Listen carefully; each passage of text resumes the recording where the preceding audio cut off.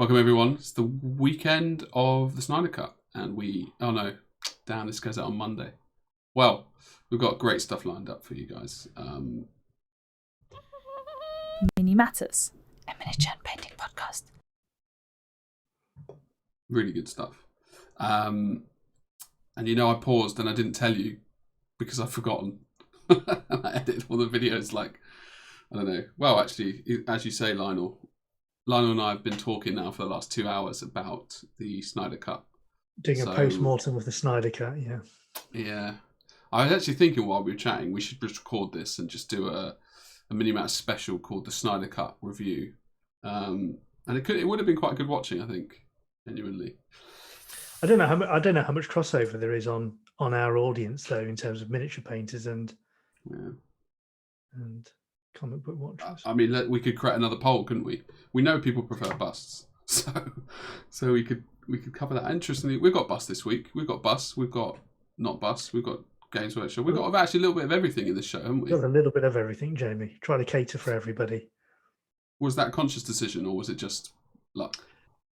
No, not really. I think, like I said, I think the account, Mini Matters account, follows a lot of producers and companies, so we always get a cross section of stuff. It just depends on what's released at any given week. I think this week has been a bit of a cross section. I think we'll go into it eventually, but I think this is the first week we've actually talked about paints as well. Ironically enough, I think, even though we're going to talk about paints. Oh yeah, of course. I'll tell you what was weird is I'm on the really big hunt for like 1999 Games Workshop paints, and I thought I'm going to include paints, but you've beaten us to it. I mean, we're in the same show, so it's weird to say it. You've beaten us to it. Kind of doesn't make sense. But right, should we hop to or any other like, subscribe, share, please? All that stuff. Yeah. I saw.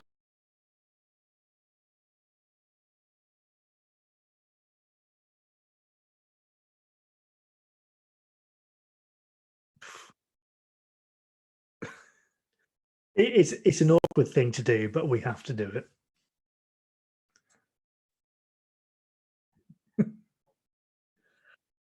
Okay, so kicking off with our first news item of the day. What we've got here is a paint set by Scale 75 called the Colour Forge. Now, what this is, it's a kind of one-stop shop for the paints that you would need to supplement your normal color range. So within this, they've got all their metallic ranges. So their copper, bronze, silver, and gold range, their fluorescent range, and what I think is the Nectar of the Gods, which is their ink range, which is still one of my favorite paint ranges and one that I use on everything. Yeah, the intensity products I think are fantastic.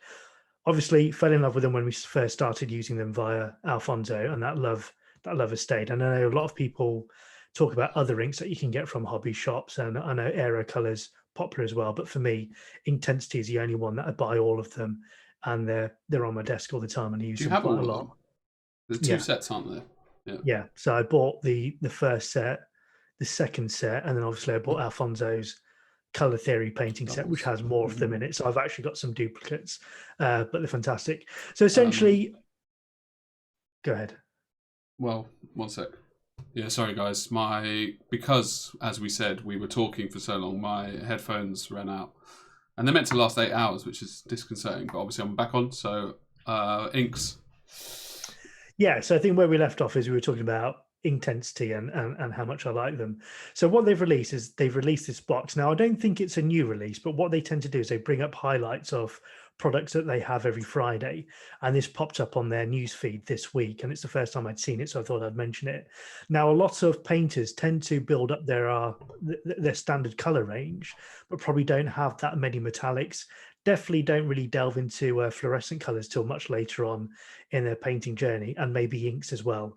I only discovered fluorescent colors and inks fairly recently, even though I had standard colors, as you'd put them, for a long time. So if you're one of those individuals who's pretty much got all the colors that you want, but you want to delve into this, expand your range, then this is a brilliant one-stop shop, one pickup purchase in order to be able to pick up the full range of metallics, their full range of inks, and their full range of fluorescent fluorescent colors. And I've got to say, Scale 75 is still one of my favorite paint producers. I don't have a favorite, but they're up there. They're in my top 3. I don't think you can go far wrong with Scale 75. If you are into matte paints as well, important distinction. They are, I don't know the official coin term, but ultra matte. I don't know. They're very matte, and many people like them. I like them. All walks of life. I think. What was I going to say is, yeah, the intensities and the fluorescence. Interestingly, I haven't used. I used them for a while, but I haven't used, certainly not scale. So it's quite cool to see that they've got it. I think it was about 150 euros. Was it? Yeah, about 150 euros. Now, I haven't done the maths to see whether you're making any kind of saving. I would think you are. I would hope you are, but don't quote me on that. I'm not too sure whether that's the case. I think it may be a case that, you know, if you're fed up of spending money on models that are just going to sit on the pile and not get painted, and you've got some disposable income, I think this is quite a nice purchase to make. And it's all there for you. And like I said, Scale 75 are a very good brand, produce some very good products. Their metallic stuff are brilliant. To be fair, like they mix very well. You can actually with other colours, which is unusual. I always thought you need to shake them a hell of a lot.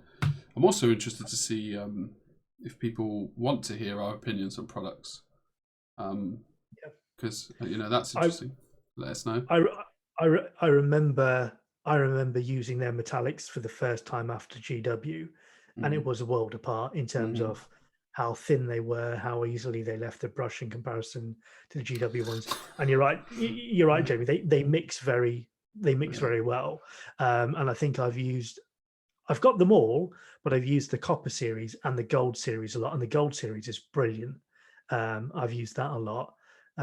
So yeah, I think it's a really good purchase. Especially if you hate NMM. Get those in it. Yeah.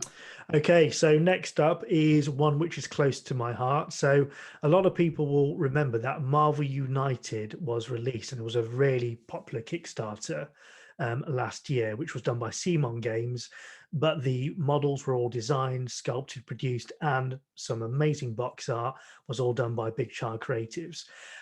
Many eager comic book fans will realize, however, that there were a lot of characters missing from that range, even though there was a lot of models released.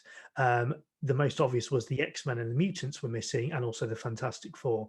And what we've had this week is a tease from Sigmar Games that there will be an expansion or a new Kickstarter coming this year. I think it's going to be in the summer, where they will be releasing another wave of models covering all the X-Men and all the mutants. Now, I'm very excited about it because, one, the topic, the theme, but also Big Child Creatives did an amazing job with that Kickstarter last year in terms of the model design, what they produced, but also the box arts, which if you want to see more about it, we actually recorded an interview with Ruben Martinez, Jamie and I, as part of the comic book series. So we'll try and put a link, or I'll try and put a link in the description below. But in that one, Ruben gives an insight into the painting process and how the studio went about it.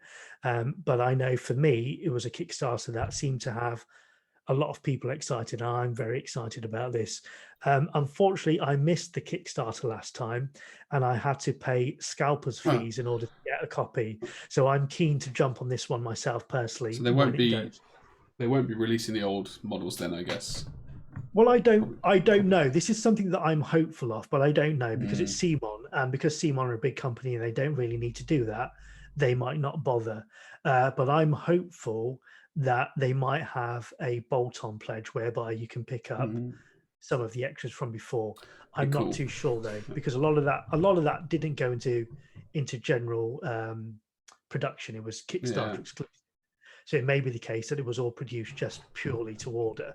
But even so, even if that's not the case, I'm going to pay for my sins and double down on this one and probably go all in. I'm very intimidated by the models painting wise because of how good the box arts are. Like, they're really, really good. To be fair, I could just copy them and have them enjoy the process. But in my head, I'm always like, I have to change or don't copy. It's a weird relationship, but I'm really excited to see what they do with it. Ooh. Do you know what I mean? I'm looking forward to seeing the box arts most of all because, like you said, each one was amazing, and they did so many characters. I think it was about 70 characters in the last one, and every day there was another one that was popping up on their Instagram. So I'm really excited to see what they do with some of these characters. Check it out. Okay, so the next news story is from Epica Tales, and while watching the Hupta Cut this afternoon, I realised that you covered it as well. Yeah, I didn't know we were going to, so yeah. But maybe a slightly different take. So anyway, Epica Tales is a company which is kind of a co-partnership between Wendy. I'm going to say Gittel, but I'm prepared this week because I've got the surname written on there to avoid any criticism. If it's going wrong. Yeah. So that's how it's spelled. That's how the surname's spelled. So the models are designed by her and they're sculpted by Joaquin. And what they do is they produce historical inspired, I'm not going to say accurate, but historical inspired pieces whereby they've done Egyptians, female warriors and busts and whatnot. And they have some fun. If you go onto their website, they treat it like it's they're archaeologists and they've just uncovered this artifact and what you've got is a sculpt in the hand. So they play with it in that sense. So this is the new release of Katine and Mute. And what it depicts is obviously the princess who's pictured there receiving a birthday present. And what do you give any Egyptian back in the day? It was a cat, because obviously cats were worshipped and were gods back then. So that's her receiving her birthday gift and cuddling it for the first time. And it's a nice bust. Usually the theme wouldn't interest me, but I think once again, I think the moment they've captured there, and particularly the cat as well, the feel they've captured is quite interesting, and it's something that I've not noticed them before, and they popped up on a suggested feed this week, and I started following the account and looked at some of their older pictures, and there's some really nice stuff there. I think once again it's quite niche, but also it's very different to what's already out on the market, and it always interests me to see new things coming along which might interest people.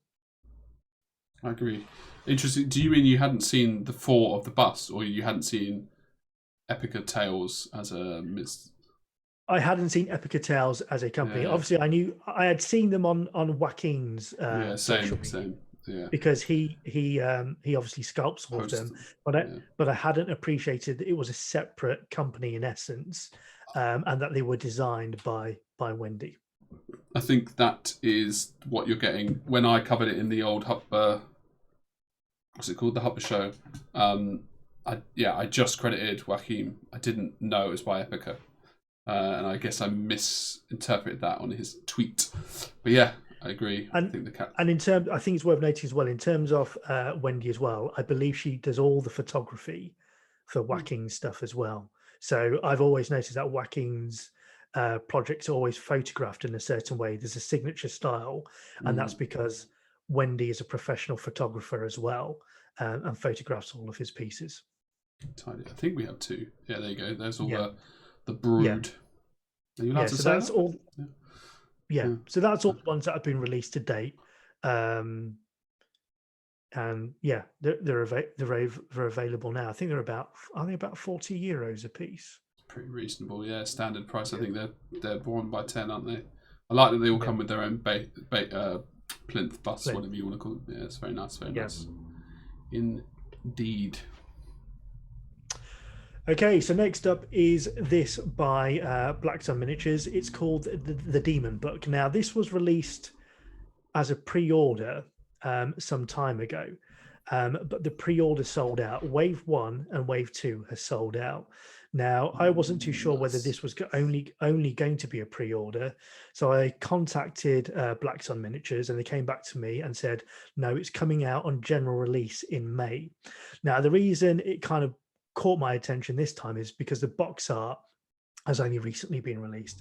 The box art has been done, as all box art seem to be done at the moment, by Arnau, who I am positive now has been cloned, and there must be about 5 versions of him, because the amount of work he produces every week, he's done a new box art. I just don't know where he And the finds time or quality he though does as it. well, isn't it? Like, And yeah, yeah, and the quality.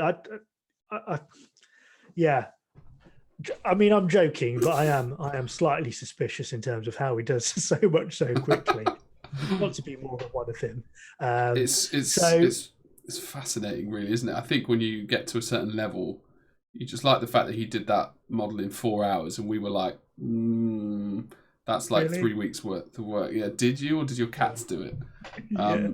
Like, and this is like, it's quite clearly another exceptional box art, which is hilarious. Yeah. Like, if you look at Putty and Paint now, I think he's basically taking over the site.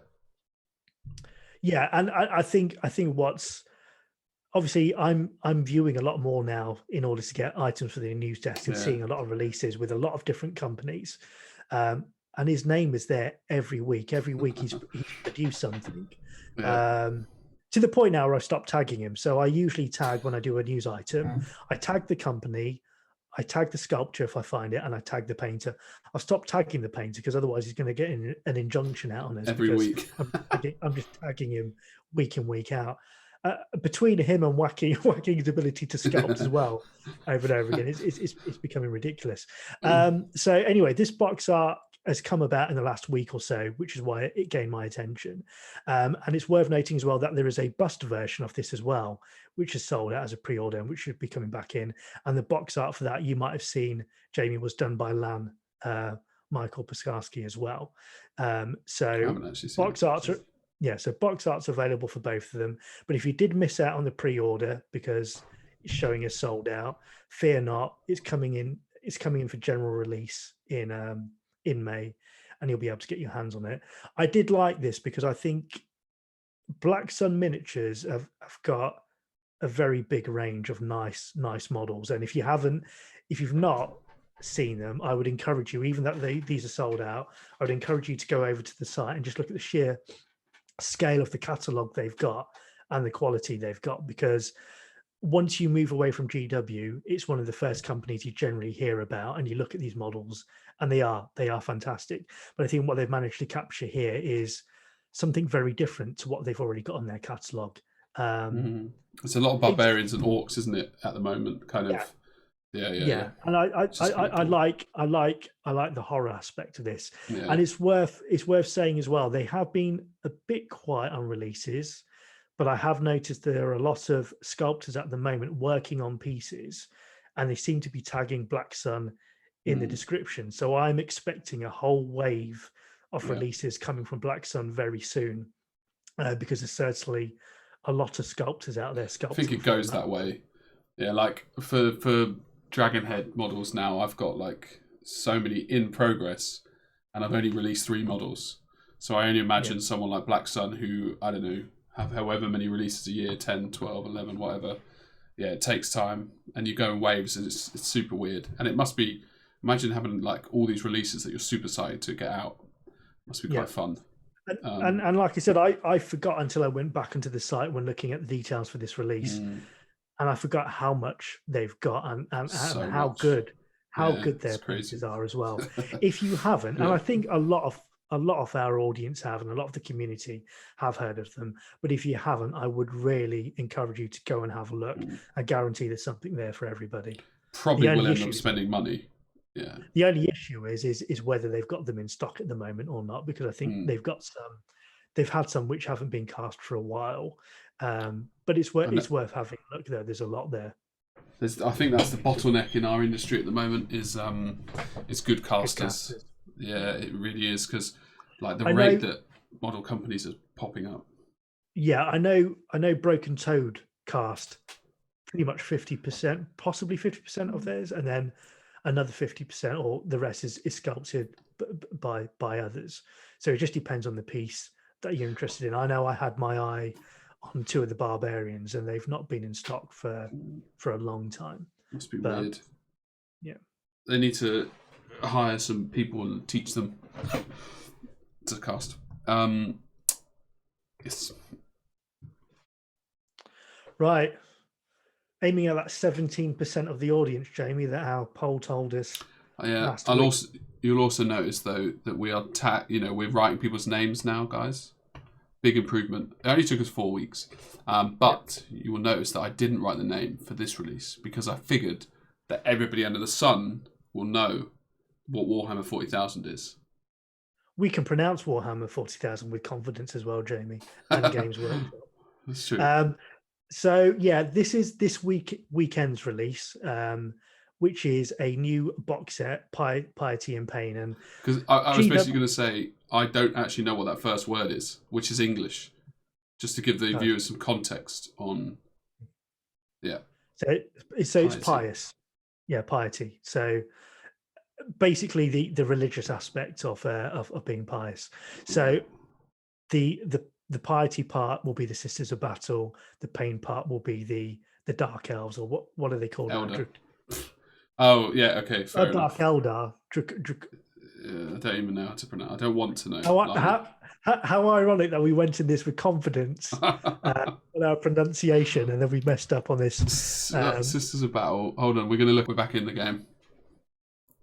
Drukhari is the new IP approved name for Dark Eldar. But I'm going to. That is what she says. Daenerys says to tell the dragon to burn the Slayers in Game of Thrones. Drukhari. No idea. I'm going to have to look that up in the book. I'm not going to pause it. Go. Yeah, Drukhari. Okay, so Drukhari. So what GW have got, they've got a nice little formula now whereby they tend to do these box sets every so often. For Age of Sigmar or Warhammer 40k, they kind of rebundle some units and they give you 2 exclusive characters that you can only get from this box. So this has been done giving the Sisters Senoritas, I'm going to call them Sisters of Battle, the treatment, as well as the Dark. It's sold out. The box is already sold out. I know. Obviously, so this news article went out early this week, so I had to cover it. But I saw at the time, just before recording, it sold out apparently within 20 minutes of it. Fucking going scalpers, I guess, or people want the box sets. Yeah, I mean, don't get me wrong. I actually do think they're very good value if you want to start with a friend, because they're coming in at £105. Yeah, and most people, let's be honest, buy it from a independent retailer, which tends to offer Google's 15 to 20% off. So you're looking at about £85, and £85, you go in with a mate, £40 each for a starter force. It's very good value. So I think these boxes are brilliant, and also I know it doesn't matter because it tends to go in the bin. But I actually think the cover work, the artwork they do for these special release boxes are some of the best things on it. In terms of that seduction value, the artwork they have on these boxes are brilliant. And I think that piece of artwork is amazing. Not that you'd ever see it because it'd be set on the top of your wardrobe. But once again, yeah, I suppose if you like it, tough, it's sold out. Well, so just for a price, if you bought... Hold on. Shit, I'm pausing. Okay, here we go. If you were to buy the box, $306 individually, right?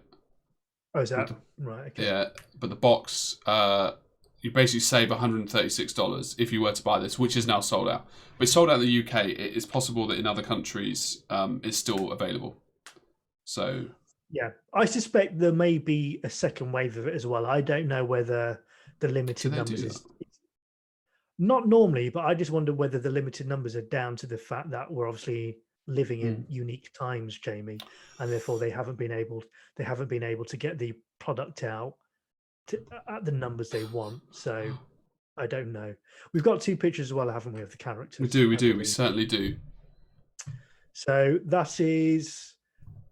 I've got no idea about the name. That is a lady who's angry and she's Dark Elder, but I don't want to keep slaying it, but why does she look like she looks very small? Her proportions are wrong. Yeah, I think it's the angle. So obviously, I think she's leaping towards the screen, right? But it just makes her look like she's got shrunken legs.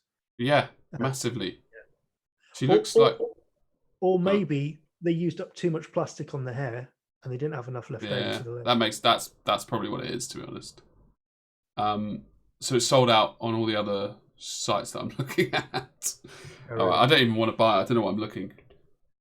it's a nice then gold. obviously And then Yeah. this is, I suppose, these characters now becoming like Primaris lieutenants. So you've effectively got another Sister of Battle commander there. Is that a moustache? That is a moustache, right? No. What could that be if that's not a moustache? Look just I here. mean, I'd have to. No, I think it's highlight. It's just highlight. It's black. It's been highlighted. Hold on. Black. No, that's the inside of her mouth because she's grating her teeth.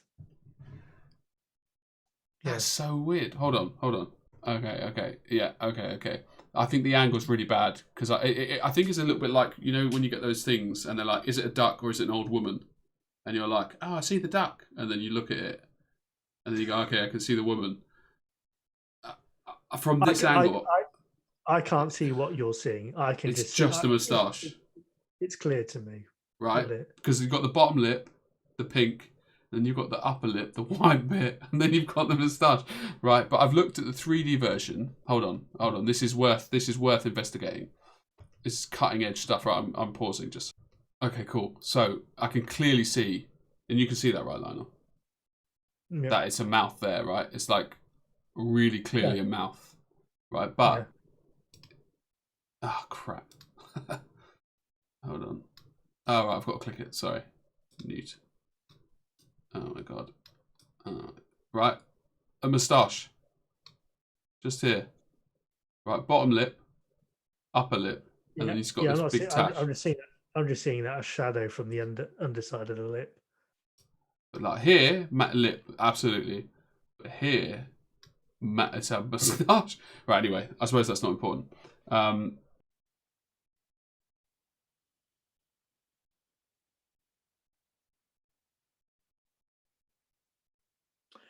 Yeah, so as of itself, I think it's a nice model, but at the moment you can only get that inside that box set. What they generally do is they release these characters then about 3 or 4 months later by themselves in boxes or blister packs. So they can be, yeah. I think, yeah. I've lost track of GW's pricing. Sometimes the characters are between 15 and 20 unless it's a special named character.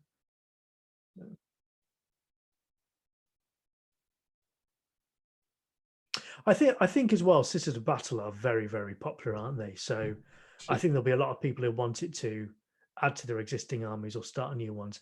I don't know how popular Dark Eldar are. Probably not that much. They need to update the codex. I may have been muted again by mistake, just in case. That wasn't your computer, that was me. So let's skip through quickly.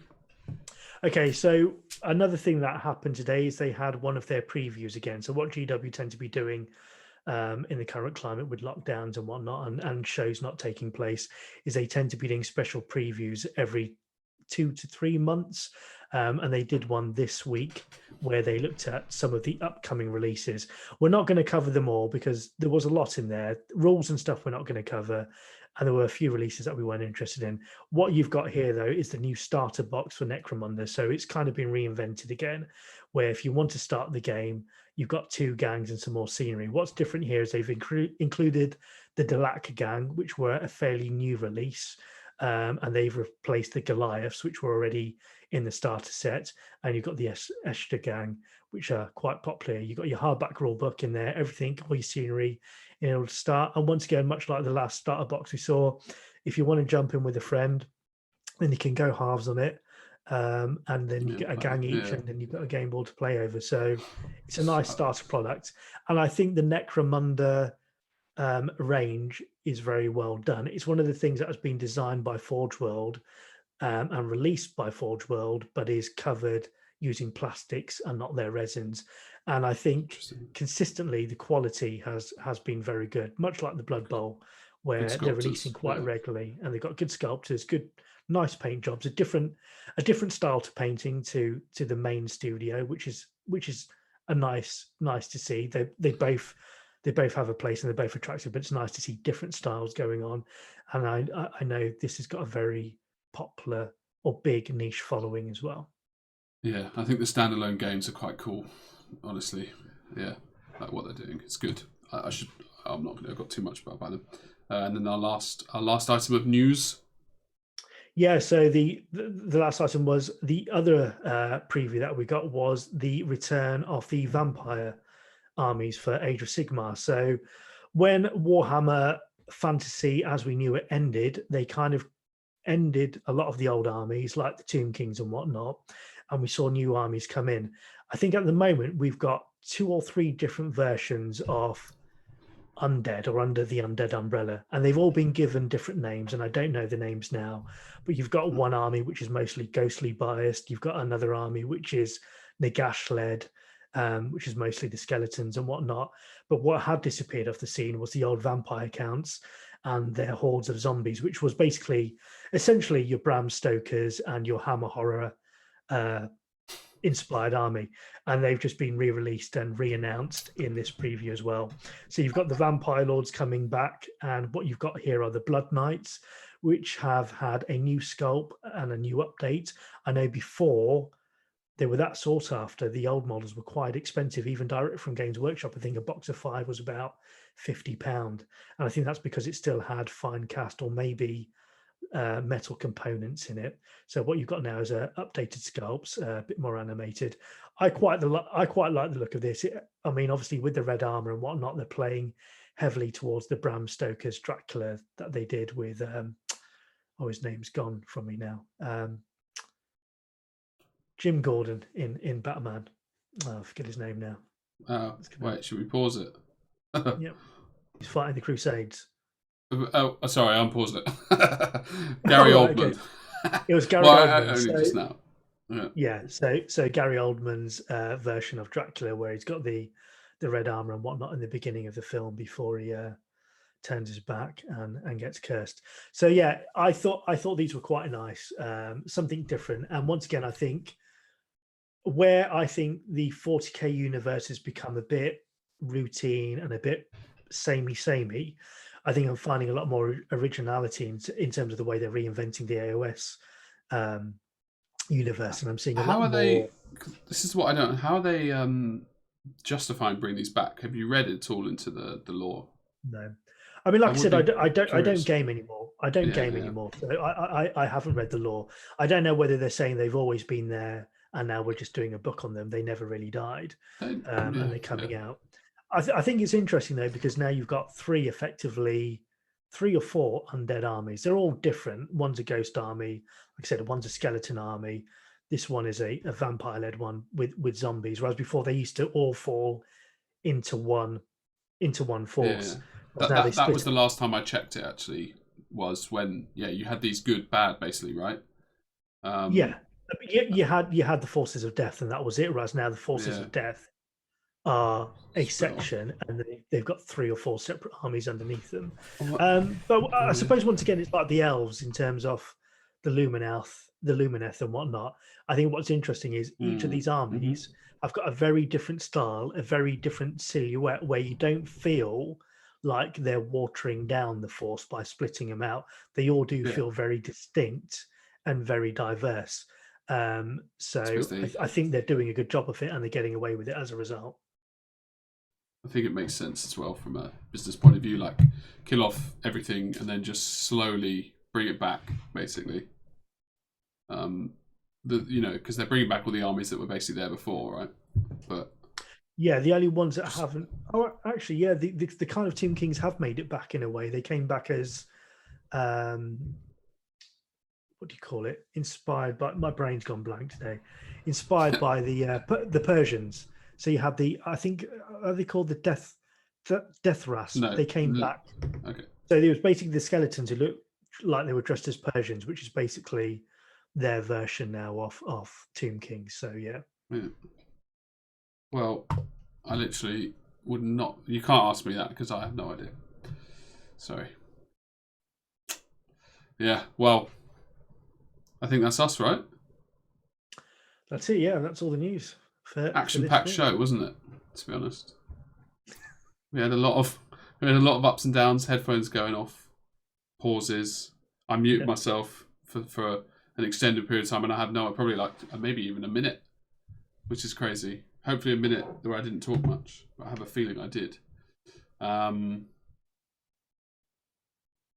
That's it though, right? Half an hour of goodness. It's 35 minutes of sweet Lionel and Jamie. Like, subscribe, and share if you fancy it. Also, thanks for the comments. We're enjoying them. We're getting good at replying now as well. I think engaging is the official term. I suppose it depends. Yeah, I mean, I always try to comment. It may not be within a day or two. I tend to leave it for about 3 days to see all the comments we're likely to get, because basically the comments tend to drop off after 3 days, and once we've got them, I tend to go in and answer them all in one go then when I get some time. But as Jamie said, it's always interesting to read your comments about the news and whatnot, but also drop in some ideas about what other content you want us to cover, because at the moment the weekly show we're covering is the news, and then obviously Jamie's got his show. We're always open to doing more. The one thing that we have been talking off air that I might as well say now is we do on Instagram, we tend to do Mini Matters Daily Choice, where I tend to highlight some community paint jobs from members in the community that I like, and we share them on our page. And what we're thinking about doing is doing a show just around those and spotlighting those, because sometimes Jamie doesn't see them because I pick them out, and I think it'd be nice to have a discussion with Jamie and just have a dialogue about them and just talk about it, because you can always learn a lot as well from studying other people's painting. So it's also in a weird way kind of fun to see I assume non-professionals kind of a bit more grounded, a bit more I don't know, I could do that rather than that is an amazing piece of artwork that I aspire to be. It's like I love it from an art perspective, and I hopefully could this is me making assumptions, but could try and recreate that. I think that's the thing as well. Having looked at it, I'm always surprised at the quality of what amateurs are producing. Sometimes there's not that much difference between the amateur and the professionals. So yeah, the level's getting better and better, isn't it? Yeah. Right. Thank you very much, guys. See you next week. See you next week, guys. Sweet.